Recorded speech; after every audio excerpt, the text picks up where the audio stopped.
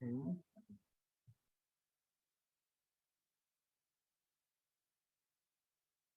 Okay. So I hope everybody can see the slides. It's all right. Okay, so we've heard the gospel. We've heard Jesus many times before. And today we're going to listen to him again. Why? Because we just can't get enough. We come to the school of the word to be nourished by God's love. I think that's the most basic thing why we come. Our founder, his name was Jaime Bonet, Spanish, he was from Mallorca. And he used to say, the school of the word is for everybody in the community, from the priests to the sisters to the oldest and the youngest.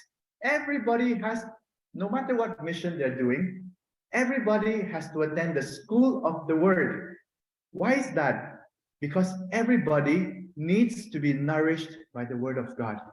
Even you are the holiest person there, you still need God's love every single week. No, that's what he said. So that's why today you see here, even the missionaries, who are in formation, you have also heard them reading the readings for today, because all of us, whether we are lay people, whether we are consecrated, whether we are priests or sisters, all of us, we need the word of God. So today, let us come once again with that hunger, the hunger of the word, but through that word, we listen to God and we experience his love. I really love to say this. No, when my mother writes me a letter, what I sense are not just the words. What I sense when I read the letter is the person of my mother. And when I read that, I don't just receive letters, I receive her love for me. So when we read the word of God, it's the same thing. We read to receive the word of the person who spoke and is speaking those words. No? So let us bring ourselves to the atmosphere again of prayer and listening and receiving God's love, to be nourished by God's love. So today the theme is the taste of Christianity. Okay, that's when I was in Singapore, still in Singapore, there are many restaurants. We have the taste of Thailand, the taste of Korea. The taste is like the food, no? Whenever you want the taste of something, you know which restaurant to go to. So what about the taste of Christianity? When you want to not just eat for the sake of eating, but you're going for a specific taste. We as Christians, we are operating restaurants and we are supposed to offer a very specific taste, the taste of Christianity, the taste of Christ. And today we're going to deepen on what that means to bring the taste of Christianity because we have Christ in our lives. Okay? So you can see there, the Eucharist, the bread and the blood, the bread and the wine, which is the body and blood. Jesus wants us not just to eat him, but to taste him. So I just put this phrase here. Sorry, this is from St. Ignatius. It's in Spanish because it's very hard to find the phrase in English. I was searching everywhere in the internet, but some of you know Spanish. But if you don't, it's a chance to learn Spanish today, okay? Spanish 101. So St. Ignatius said something about tasting, all right, in prayer, the importance of tasting. He said, ¿Por qué? Because no mucho saber, not knowing a lot, no? Mucho is a lot, right? Saber is to know. Harta y satisface al ánima, to fill and to satisfy the soul. Okay, I just finished the phrase and then I'll explain.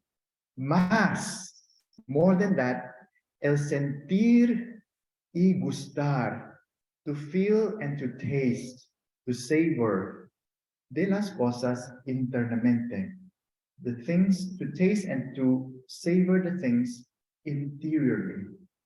So what St. Ignatius says here is about prayer.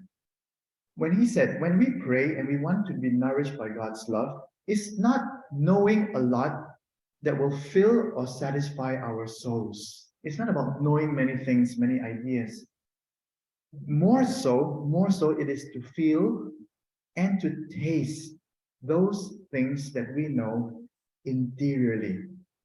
So the school of the word is not just a time to know things. It is, of course, there are many things to know about Christ, but to learn how to taste them. It's just like when we eat. I don't know how many times you chew before you swallow. Has anybody asked you that before? How many times do you chew the lechon before you swallow it? Well, lechon has no choice. Then you have to chew it more. Or maybe not, no, 5 times, look, and then you swallow it. It's like many times when we eat, we don't give ourselves a chance to taste it. And they say, no, it takes about 25 times of chewing to make it more digestible. And of course, you really taste and enjoy that food. So prayer is the same. If we want to be nourished, it's not just about swallowing, no. Oh, I know that. I heard that. This now I know this. It's not that. It's okay, I know that. But what does it taste like in my soul, in my heart? That's what we're invited to today in our prayer. So as we go into this Christ tasting session this morning, I invite you to continue from the spirit of last week's guidelines. For those who want to know more, you can go to the website, to the YouTube channel to hear more. Now I'm just going to move forward from there to continue from the Beatitudes. Right? Last Sunday, we heard from Jesus the teaching of the Beatitudes. What is true Christian happiness? True Christian satisfaction, right? And this morning we're going to go deeper into that. So remember, we talked about. This one, remove this. We talked about the Beatitudes as the summary of the Anawim way. The summary of the Anawim way of discipleship. Don't worry, this is just a little recap. All right, just a little recap. Remember, the Anawim were that poor remnant that was lowly and humble. God said everything was destroyed. The people of Israel was in exile, but there will be this faithful and humble remnant. And they were called the Anawim. And we as Christians are supposed to imitate that humility of the Anawim. And the best way to do that, is to practice the Beatitudes, right? So we said, no, 8 or 9. I still don't know. 8 or 9 Beatitudes. I think it could be 8 or 9, up to you. What number do you like? But the main point is to try to refresh them and to even memorize them. They're not so many. Did you try to go through them day by day during this last week? And I think it's a very nice practice as Christians. That's the core. It's the core of what Jesus wanted to teach us. And so why not to reflect more about them, these 8 beautiful lines. Okay, I'm not going to go through them again. It's just an invitation to recap about being poor in spirit, about mourning as a beatitude, about being meek, about hungering for and thirsting for righteousness or justice, about being merciful, about being pure of heart, about being a peacemaker, and about accepting the reality of persecution for being upright. Okay, and so let us go further into the significance of the Beatitudes to our prayer and the topic for today. Today, the gospel we heard, was read. Jesus says, after he said the Beatitudes, this is just a continuation. Jesus said to his disciples, so once again, we are disciples, all right? He was not talking to a neutral crowd. He said, you want to follow me? Okay, this is what you need to do. You know who you are? You are the salt of the earth. The salt. He didn't say you are like salt, no? He didn't say one of the salts of the earth. He said you are the salt of the earth. Wow, very demanding. He said, but if salt loses its taste, with what can it be seasoned? I actually haven't tried tasteless salt before. I don't know how long it takes to lose saltiness. But I suppose it says, no, you have that spirituality. But if you lose that spirituality, what taste can you offer? No, if you have that strong relationship with Jesus, you are salt. But if you lose that kind of relationship of taste of being Christian, then we have nothing to offer the world. And he said a very strong statement here. It is no longer good for anything, oh my Lord, but to be thrown out and trampled underfoot. Jesus, are you exaggerating? It's like, what is the worth of a Christian who is tasteless? Nothing. No, nothing. That's what he's saying here. We always say Jesus likes to exaggerate, but to get a point across, no, we need to be tasty. So that's what he's saying. You are the salt of the earth. And the question that I'd like you to think about with this statement of Jesus is, what is the taste of Christianity? So if, Lord, you want me to be tasty, if Jesus, you ask me to be tasty like you, what does it mean to be tasty? And once again, that is why we need to connect this to what he said to us before, last week. And what are they? The taste of the Beatitudes. You want to be tasty? Practice the Beatitudes. And I just rephrased the 8 Beatitudes in a different way, no? And I ask you to ask yourself this question. During this week, did I taste Christianity? During this week, how did I experience the taste of Christianity? So what are those tastes? For example, poor in spirit, joyful detachment. How did I experience joyful detachment this week? Not only from things, sometimes from our feelings. We need to sometimes detach. Sometimes we have those feelings of self-pity, no? Have you heard this phrase the children used to say?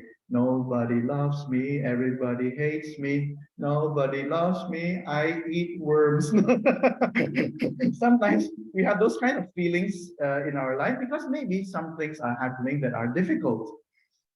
And then, how wonderful to detach and say, Jesus, you love me. Father, you provide this day for me. Lord, I believe life is a gift no matter what, because you are with me. Joy that comes from detaching not just from things, but sometimes from our own feelings, especially of feeling like victims or of self-pity. No, many times that happens. So it's just an example. No, how did we experience? And I'm sure all of us have. It's just to be conscious of how the teachings of the Beatitudes have given us a taste of being Christian. So, for example, a winning gentleness, a gentleness that wins the hearts of others. Did you experience that this week? When you humbled yourself, no, blessed are the meek, when you didn't say what you wanted to say, in that moment, in that way, and you said, later, Lord, later, help me, Lord. And suddenly the other person seems to be a bit more open to you. A winning gentleness. I don't know what happened.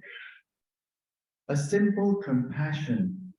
Blessed are those who mourn. Our novices just came back from an immersion experience. Actually, the past 2 days, we've been doing processing. Oh my goodness. Every time they shared, they brought us all to tears, the listeners. The experience of living with the poor, with the fisher folk, with the farmers, with the urban poor, with the indigents, with the people with disabilities. And all the times that they shared, there was mourning.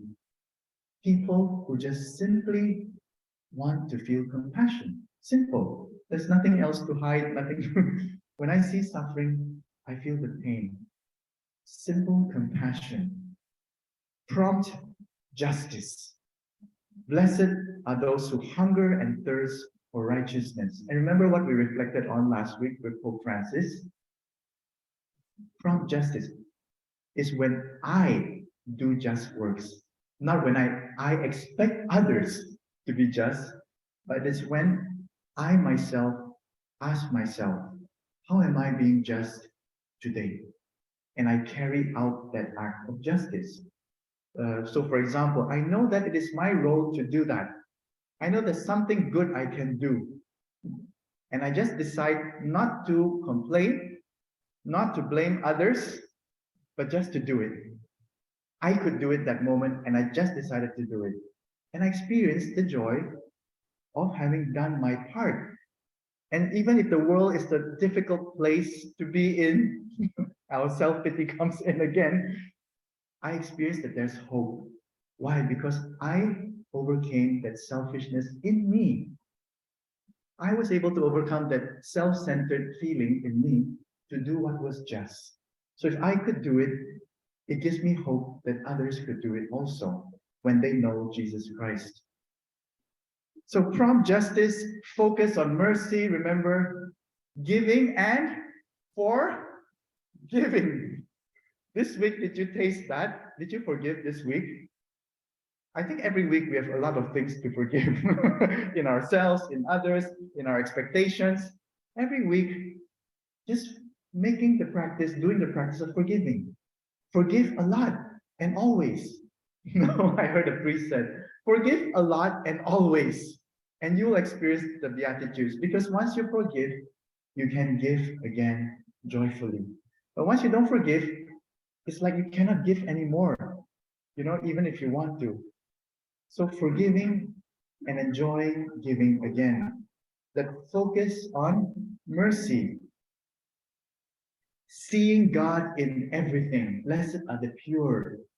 To be able to see God in everything and more so in everyone. To contemplate the beauty of life as it is. To contemplate relationships, the beauty of relationships as they are. It takes a lot of purity of heart. It takes a decision in my mind to stop what I'm thinking and to ask Jesus, what do you think? Have you tried that before? What is purity of heart? I'm thinking about this, about something or someone. And if you really practice stopping and asking, but Jesus, what do you think about this? And what do you think about this person? I believe it could be very different, very different.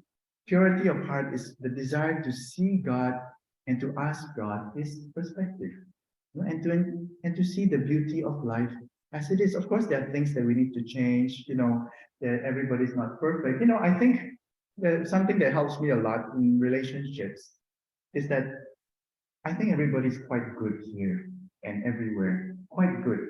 But at the same time, everybody has a bit of selfishness.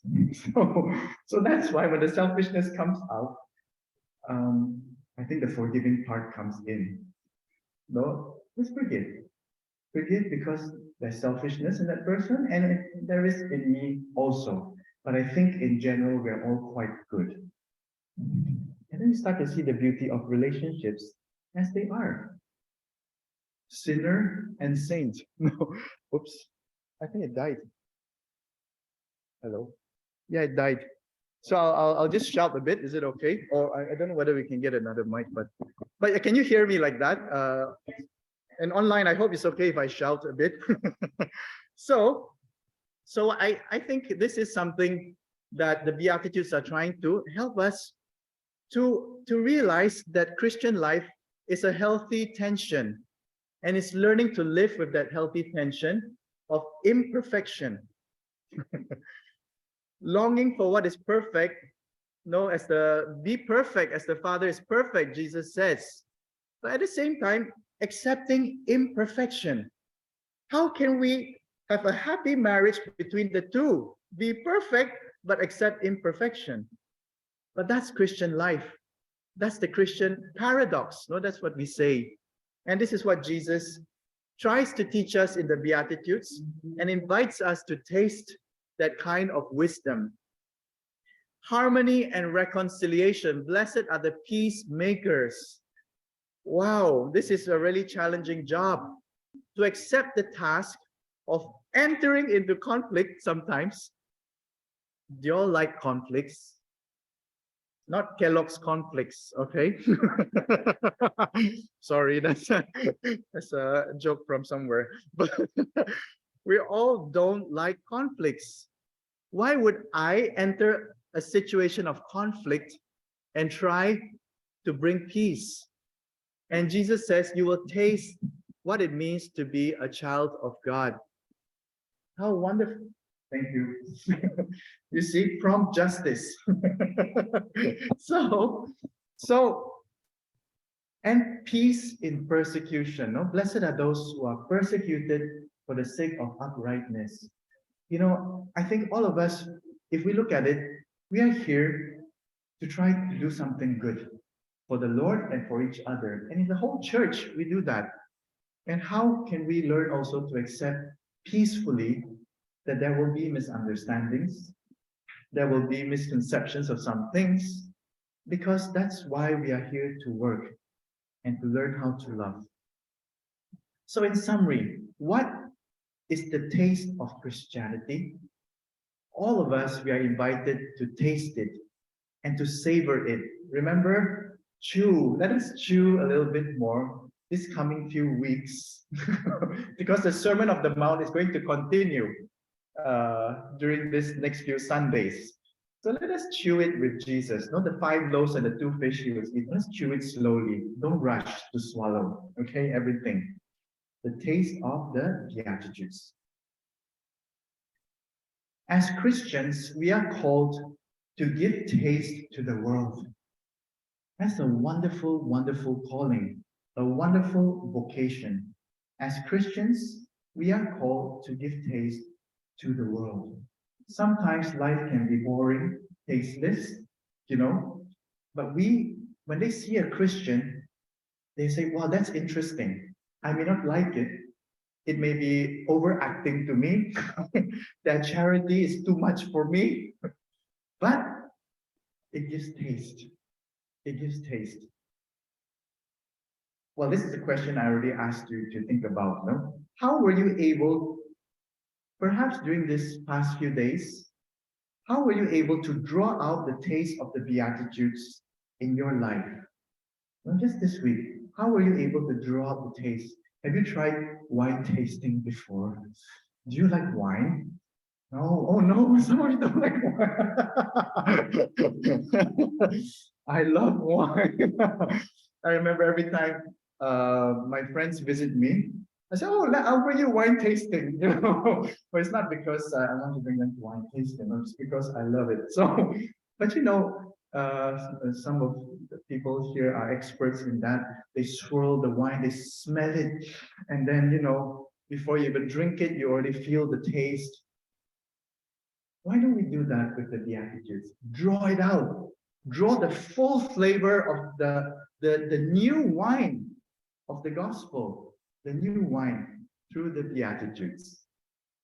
Okay, so how were you able to draw it out during this week, to taste it? So that was a little kind of recap, no? But it has a lot to do with today's gospel also. No, so let's continue pondering about the Beatitudes in our lives and to really memorize them, you know, and to ponder them more and to see how we can practice one or the other each day, you know, something like that.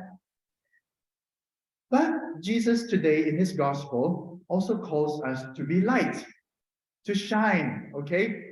So today's guidelines will be a bit practical, all right? We are asked to taste, but also to ask how we can shine in a very practical way. Jesus said, you are light for the world. So not only are you salt to give taste, you are meant to give light, to shine. He said, a city built on a hilltop cannot be hidden. It's like something obvious, no? No one lights a lamp to put it under a tub. They put it on the lampstand where it shines for everyone in the house. Yeah, logical, Jesus. Jesus. And then Jesus says, in the same way, your light must shine. Why are you hiding your light? So if you think that's logical, right, to put it on the lampstand and not to hide it, why are you hiding your light? That's what Jesus is saying today. Your light must shine in people's sight, so that seeing your good works, seeing, okay, people need to see. I said, Lord, I thought you were talking about humility last week. Isn't humility like not letting people see what I'm doing? And then Jesus says today, they must see what you do. Oh my Lord, I'm confused. What is humility, Lord? And Jesus says, seeing your good works, they may give praise to your Father in heaven. It's like saying, it's okay, whatever they think about you. Give glory to God. Whether you shine, whether you hide, whether you're humble, whether you're boastful, that they may give glory to God. And that is what matters. That is what matters. That they may give praise to your Father in heaven, that your life may glorify God. Okay? So this is the part I'd like to focus on this morning, about shining. About shining. As a Christian, don't practice false humility. Shine. And even when you shine, your pride comes out. Never mind, that's a chance to take it out. Your pride comes out, then oops, I saw my pride when I tried to shine. Okay, now it's time to take it out. But still give light. Because once again, we are not complete darkness, neither are we complete light. But the more we shine, the more we can let the light come out and to take out the darkness. This is something I invite you to pray about this morning for your own self. How has the Lord been lighting your lamp to shine? How has the Lord been lighting your lamp to shine? I think it's very easy to do, but it takes time to do this. In other words, what are your gifts of service? What are your talents that the Lord has shown you again and again and again, that you know what, you have so much to offer to others, to God. And even though sometimes we are afraid to use those talents, afraid of what other people will say, but it's there and it keeps reminding us, reminding us. So for example, I don't know why in my life, the Lord has been trying to show me again and again that one of my gifts is listening. I don't like to I don't like to listen. It's very burdensome. You call it shock absorbers and things like that. And the more you listen, the more burdened you feel. But I don't know why. I'm very good at it. I'm not trying to be proud here, no? And maybe some, oh, how do you know? But I don't know. Along the way, I feel that that's one of my gifts, to listen. And I do it very well, according to those who have told me that, no? And so it's like, but I don't, many times I don't like to use that gift. But every time I try to use that gift, I notice something happens. I notice that I have the gift to reconcile. I notice I have a gift to bring out things that were hidden, that people don't want to talk about. And then when I enter, they start talking. I notice that I am able to face conflicts where people can't face it. And then I'm there and, you know, like the Manny Pacquiao, you get boxed here and there. And then suddenly the block is cleared. So it's like, Lord, I don't like my gift. I don't like my gift.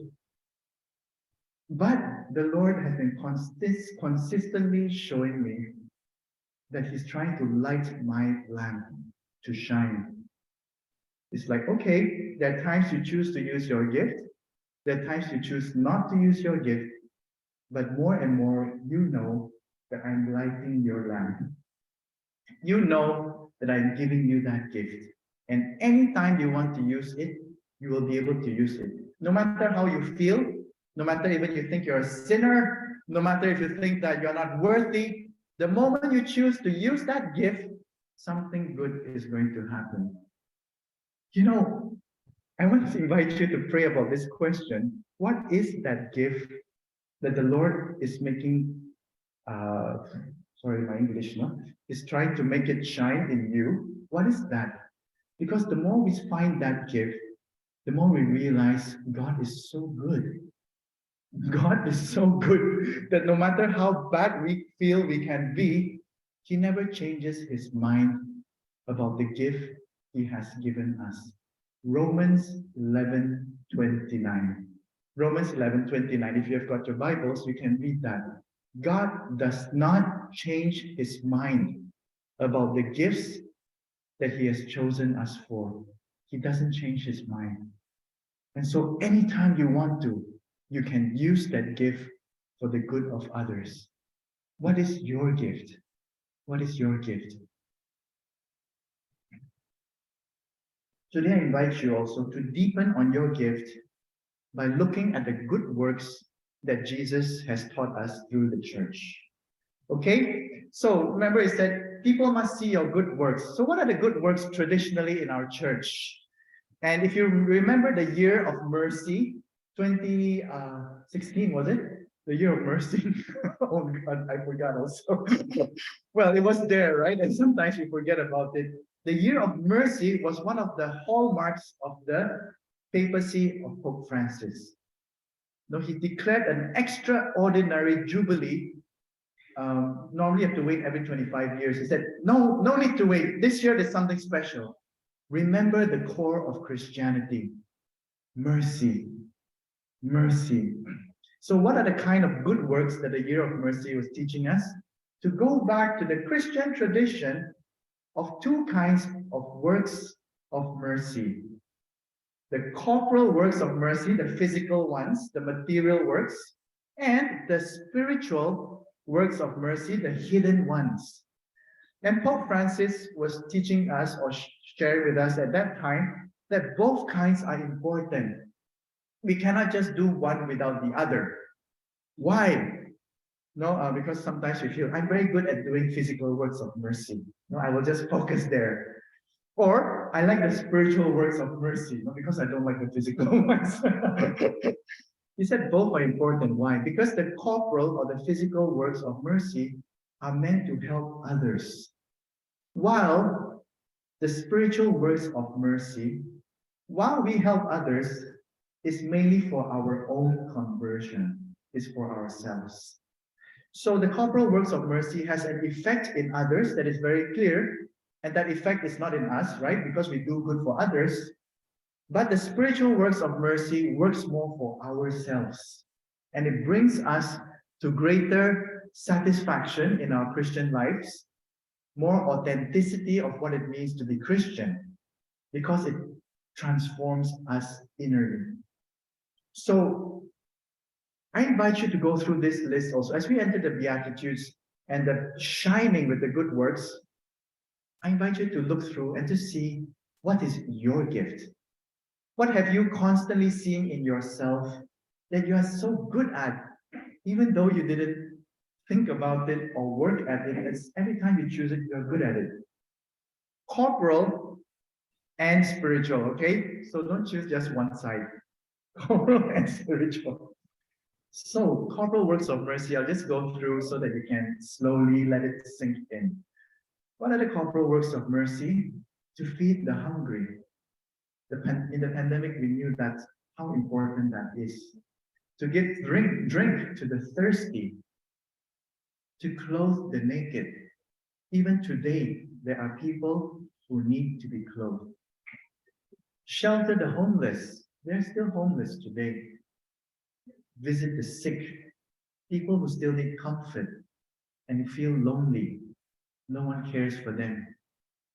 Visit the imprisoned, those who are condemned by society, by others, and you want to tell them you are still worth it. You still have hope by visiting them. Bury the dead. Bury the dead. Do we still need to do that today? Bury the dead. Are there still people today who have nobody to bury them? I think so. I think so. So there are still needs of corporal works of mercy today. Which of these have you seen yourself doing, experienced it, and you even feel the passion for it? And I want to do more because I've seen the good that I can do for others. So why stop at Lent or Advent or stuff. No? So to shine, not to shine during this whole year. Not too many, but what you feel you can do with your time and your talents. And the spiritual works of mercy, they sound kind of proud also, no? Sound kind of proud. To admonish the sinner. Oh, I'm the first one. Who am I to admonish? But are there people who are really doing bad things that you have to tell them? Sometimes we are too, this is where false humility comes in. We are too humble to tell them. Who am I to tell them? And you know that the Lord is telling you, please tell them. This is not going in a good direction. So to admonish is also a work of mercy. Instruct the ignorant. Oh God, who's more ignorant than me? But you know how much you have learned, you know how much you have received, and you can instruct them. And some people just don't know. As our founder, Jaime Bonet, likes to say, there are no bad people in the world. They're just ignorant people who don't know because nobody has loved them enough to tell them and to instruct them how to live a good life. I'm sure, I think maybe we can say, you know, all of us have experienced trying to teach a friend to live well. And it works. It works. Sometimes we give excuses. No, the background of this person is too broken. You know, this person has no hope. Look at the history. Forget about all that. Just go and instruct. Tell the person what they can do. It works. Counsel the doubtful. Counsel the doubtful to encourage. Encouraging is such an important ministry. How many of us doubt ourselves along the way? And then to hear someone say, hey, you know, I still believe that you can do it. Try again. You know, I'm trying also. Comfort the sorrowful. Comfort the sorrowful. We know this. Those who suffer. You know, be with them. Just accompany them. No, you don't have to solve all their problems, but just being there says something to them. Bear wrongs patiently. Okay, this is a real work of mercy. Bear wrongs patiently. No, blessed are those who are persecuted, but how different to accept it peacefully, to accept it patiently. You know, that is part of it. Is part of it. Sometimes the greatest conversion or help we can give to others is to be patient with them and to wait. Forgive all injuries. All, Lord, all. Just forgive injuries. It's okay, diba? Forgive all injuries. Okay, so it's very clear there. And pray for the living and the dead. You know, most of us focus there immediately because that's the easiest to do. Lord, I can do that one. The rest, But now you can see why if we really practice the spiritual works of mercy, it changes us first. And so practicing corporal works of mercy is not enough. We will not grow in the interior taste of Christianity if we just do corporal works of mercy. We need the interior taste of the spiritual works of mercy. And then you will really taste the depth and the beauty of the gospel, the depth and the beauty of Jesus' teaching to make us happy. Okay, so which ones? Which ones? All right, let's move on. It's just to make us think a little bit more, okay? For yourself, I just put a list down there, but you think for yourself, because maybe you might look at that list, it looks so traditional, old-fashioned, I don't know how to apply it to my life today, bury the dead and all that, no? But think of some contemporary works of mercy. So for example, listening. You know who's talking about this one, okay? Counseling, guidance, maybe that's your call, your work of mercy. Maybe it's preaching. Some of us have that gift, you know, to preach the gospel, to teach. Some of us are very structured in our way of thinking, and you're so good at teaching. Some are inspired preachers. No, they talk well, but at the end, I'm so inspired, but what do we do now? And then so here comes the teacher uh, who tells you in a structured way what to do. So maybe that's also your gift. Some of us have the gift of practical service, we said, no? Physically helping, and I really enjoy that. Accompanying, inviting, following up. These are like our apostolates. Maybe I don't want to preach, but I can call people. I'm so good at talking to people. I don't know why they want to talk to me, but I'm good at it. Following up people, media evangelization, technical stuff. Just look at the setup here. Okay? Using the media, there's so much we can do.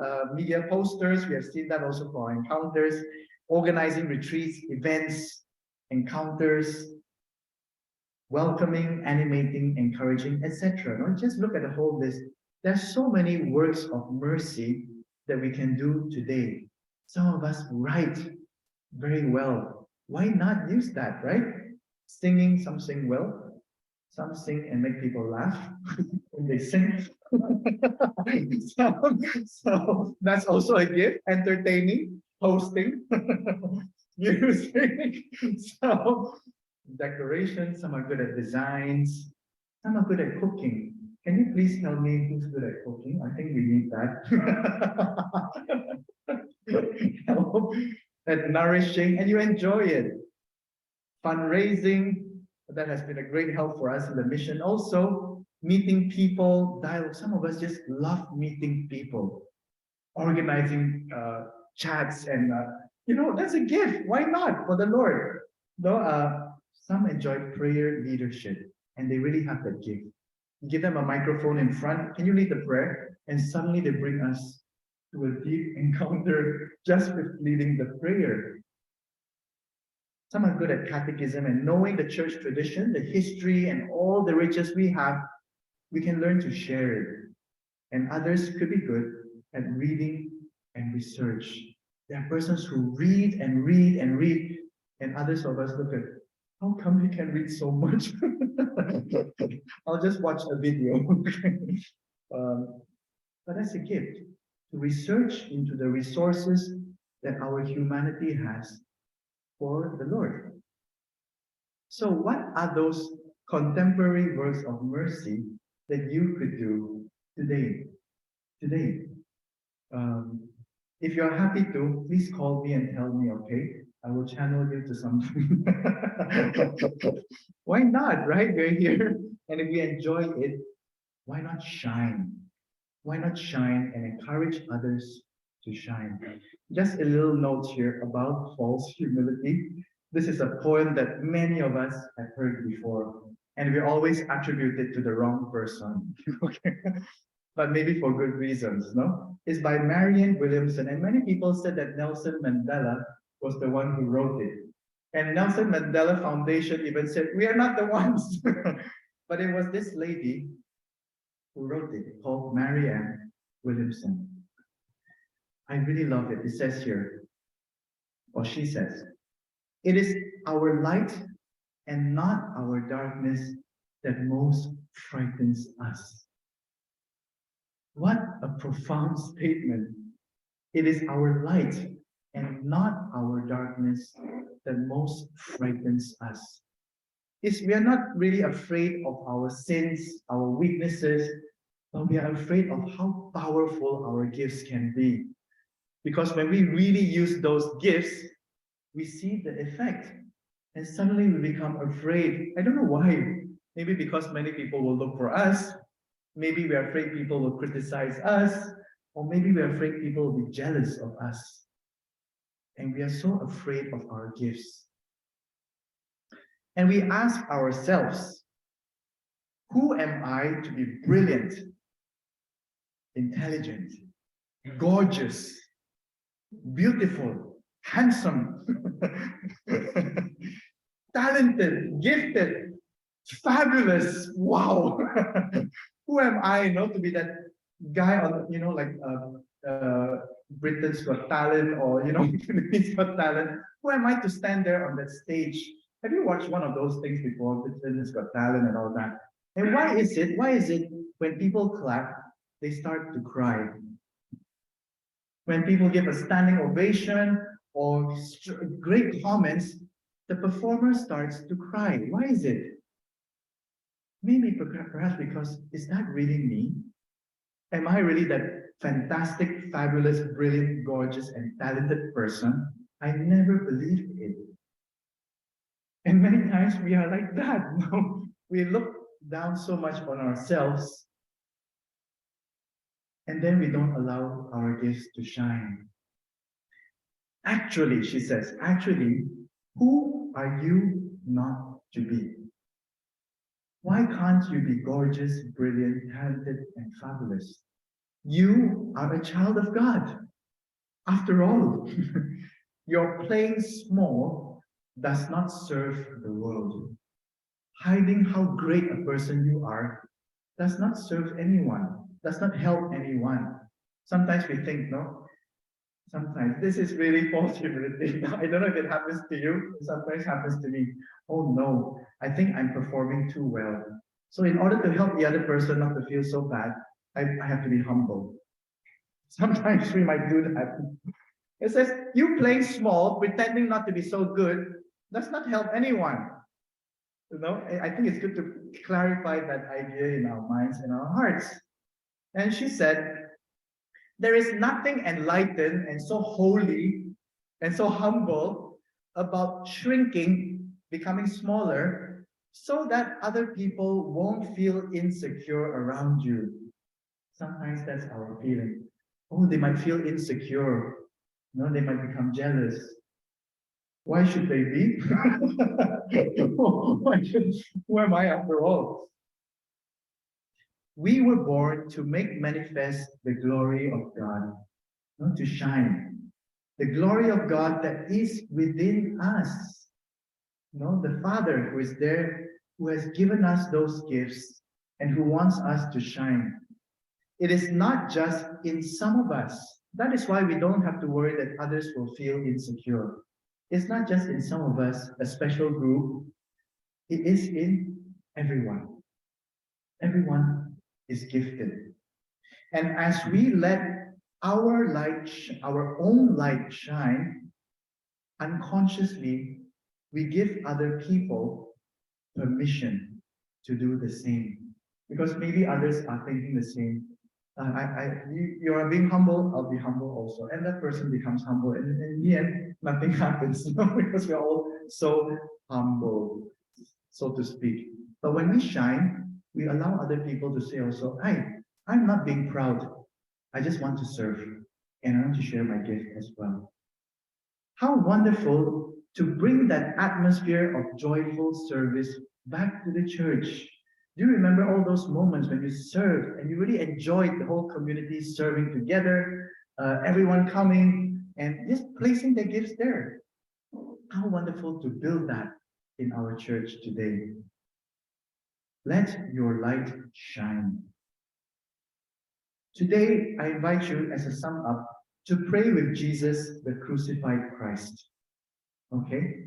This is going to be a kind of change of mindset way of prayer. Okay? It says here, anyway, I'll read the reading and I'll explain why it's a change of mindset prayer. St. Paul said, this is the second reading, by the way. He said, I was resolved that the only knowledge I would have while I was with you was knowledge of Jesus. I came here not to preach anything else, only one thing, about Jesus Christ, and of him as the crucified Christ. I love this statement of Jesus, of St. Paul. I came among you in weakness, in fear and great trembling. So we think that he was a great orator, no good speaker. He said, no, I was trembling. And what I spoke and proclaimed was not meant to convince you by great philosophical arguments, but to demonstrate the convincing power of the Spirit who is in you also, in other words. So that your faith should not depend on human wisdom, but on the power of God. God's power is in you, and I want you to experience it. But what do we need as Christians? St. Paul tells us, focus on Jesus. Focus on Jesus. There are many things in the church. Don't focus on those things. Focus on Jesus. Because that is the only message I came to bring you. Nothing else. That's what he said. And Jesus as the crucified one. And now this is the mind-changing part, that I invite you to do. Why did he focus on the crucified Christ? And there's this question I invite you to do. Ask yourself as you pray to him today. What do you see when you look at the crucified Christ? What do you see? Maybe the apparent thing we might see immediately is suffering, maybe pain, maybe nakedness, maybe humiliation, all these things. And there's a reason why I chose this crucified Christ. So all those negative emotions that you can think of, and when you see Jesus crucified. And here is a cross. They say that this was the cross that Saint Francis Xavier prayed with.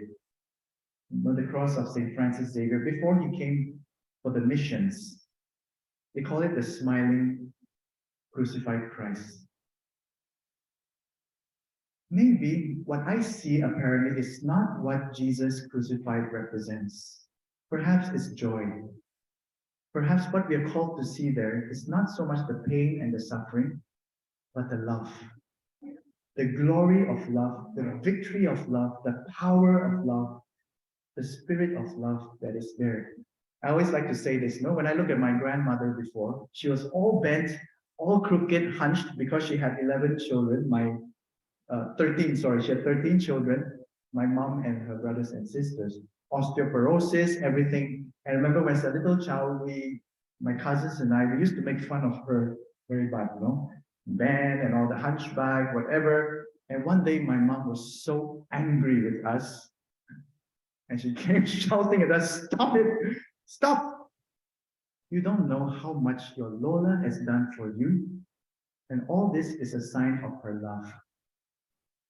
The ugliness, the crookedness, the hunchback, the pain and suffering we see is not a sign only of suffering. It's a sign of the great love behind. What do you see when you look at the crucified Christ? Today, I invite you to pray in front of him. So those questions that I asked today, as a summary for today, it can be for our prayer. The first question is more like a continual thing I invite you to do during this time as we begin ordinary time. What has been the recent taste of the Beatitudes in your Christian life? Which one? Which one of the Beatitudes have you tasted recently in your life? Second, which one among the works of mercy do you possess the talents and the time to serve or to shine with? Which of the works of mercy? Remember both spiritual and corporal. Which ones do you feel that maybe this year I had the time and I had the talent to serve with and to shine with? And with these answers to these two questions, I invite you to bring them to talk with the crucified Lord.